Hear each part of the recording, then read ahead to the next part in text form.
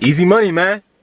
I came up from nothing, nigga, you can't tell me shit, yeah. Did it on my own, check out my neck, check out my wrist, yeah. I swear I ain't never expected it to be like this. Now a nigga getting rich, I swear every day we lit, yeah. Every day we lit, yeah. You can't tell me shit, yeah. Remember I was broke, yeah. Now I'm getting rich, yeah. When you diamond colder than a bitch, then you know you lit. When you quick to take a nigga bitch, then you know you lit. Alright, so what's going on, everybody? It's your boy Regal Dwayne, back with another video. If you're new and you're tuning in to the channel for the first time, welcome. Make sure you subscribe and hit that bell button so that you won't miss any more of my videos. So today I just got back home from work and I am coming home to a package that I just got from Nike. It's sitting right here. I'm about to grab this knife and open it up real quick. Give me 1 second.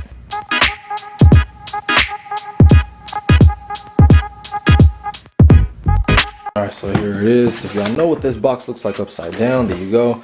Alright, here's the shipping label, blah, blah, blah. Let's turn this over one time. And here we are. Alright, size 13, Nike. We all know what kind of box this is, though. It's the Jordan 1 box. But what Jordan 1s did I cop? Hold on. Woo! Check this out, man.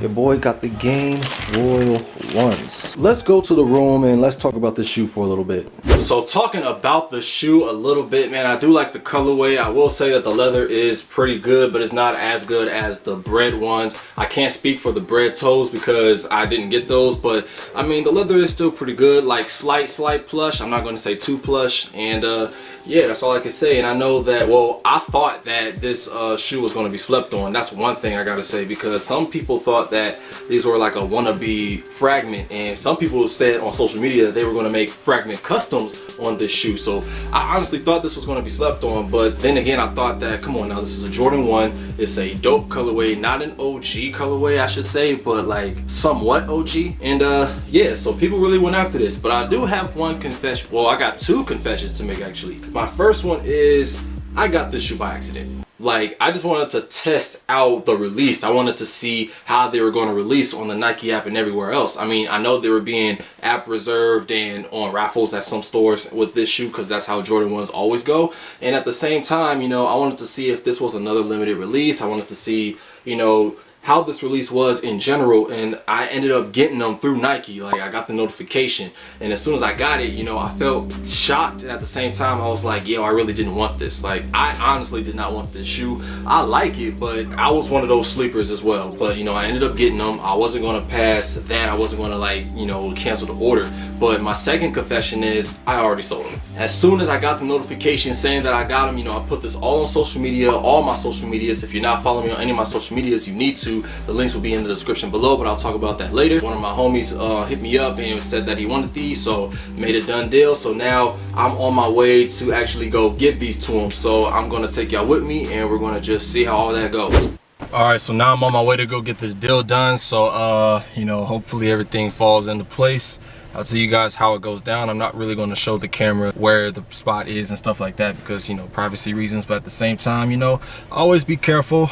Know what you're dealing with, know who you're dealing with and everything like that. Luckily for me, I know this dude, so it's all good. So yeah, I'm about to be on my way out there, and I'll tell you guys how it all went down. Alright, so I'm outside the spot just waiting for him to show up. I just texted him and told him that I'm here, so I'm just going to wait. And yeah, while I wait, I want to talk to y'all about you know, just reselling and stuff like that. Reselling ain't bad, but at the same time it's like hard and frustrating because, you know, you have to build your customers up first if you're just starting out. Not only that, you know, you got other people trying to get into the resale game too, especially young kids. So when you got more people trying to do the same thing, it starts to become a competition. And you also have to build your name, you got to build your brand, and on the other person's end, they got to make sure that you're legit. I don't know how hard it is to convince somebody that you're legit, but you know, if there's somebody else that's more known, oh, he just texted me. If there's somebody else that's, you know, known more and like higher in the resale game than you are, then they got a better chance of selling stuff. But you know, you always got to start small. You always got to start off, you know, with maybe some local friends that you may have, and then once they start putting in good words for you, or if you start to show that you're worthy enough for the resale game, I guess if you want to put it that way, then that's when you'll start, you know, building your stuff up. That's when it starts to get a little bit more easy. It'll still be difficult, but like it'll get easier than how it is in the beginning. All right, he said he's coming. All right, so I'll get at y'all when all this is done and over with.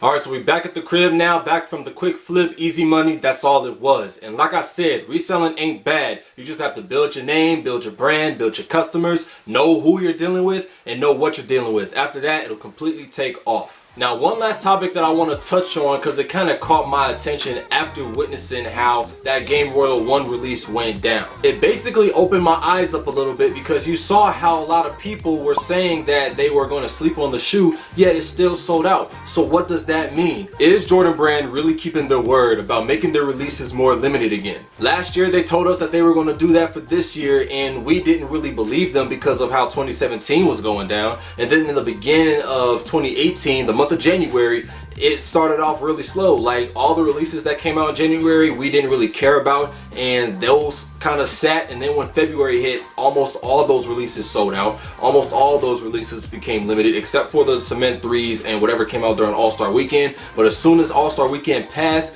every single release became limited again. The Bread Toe ones were limited. Hyper Royal 13s were limited. The Game Royal ones were limited. So far, after All-Star Weekend, Jordan Brand's shoes have been selling out. And I'm not saying it's a bad thing, I'm not saying it's a good thing either, but I am saying that it really did open my eyes because, like, I was just testing out this release with the Game Royal ones. I didn't want the shoe, but that does let me know that we have to look out for the shoes that we really want throughout the rest of this year. How do you think the Concord release is going to go? How do you think the Shadow 1 release is going to go? Even though there's a bunch of rumored releases flying around here still, best believe they're still going to be limited when they do drop, if that happens. So far from what I'm seeing, man, Jordan Brand is going back to their old ways. The releases are more limited. Everybody is competing to get that shoe. People are going to stores now, reserving their pairs and entering raffles. So I mean, it's kind of cool. It brings back that excitement of wanting to grab a shoe that you know you want, even if it's a tough get. Because we remember how last year when Jordans were sitting and they were too easy, people started to not care anymore. Now people are starting to get back to those ways where they were so anxious to get a shoe after watching for so long on social media, seeing the pictures, wondering when the release date is, and then when it gets there, it's like, dang, I really gotta go grab this shoe. I don't care what it takes.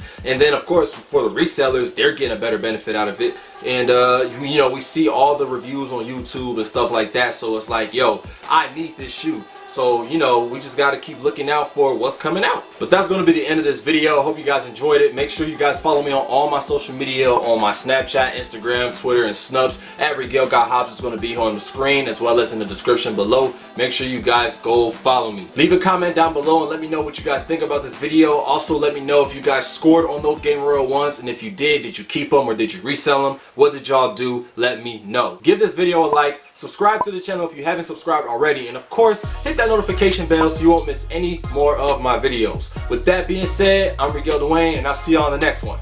Yeah.